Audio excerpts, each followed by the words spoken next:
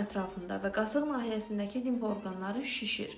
Amma yenə də bu çox da insanları narahat eləmir. Çünki bu proses, yəni bu dediyim yara bir neçə həftə içində sağalır, təbii ki, özündən sonra çapıq qoyaraq.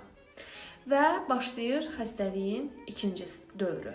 Xəstəliyin ikinci dövründə isə bu bir neçə həftədən sonra özünü göstərir. Bu zaman belə qrip təhər simptomlar ortaya çıxır. İnsan özünü narahat hiss eləyir, baş ağrısı, halsızlıq.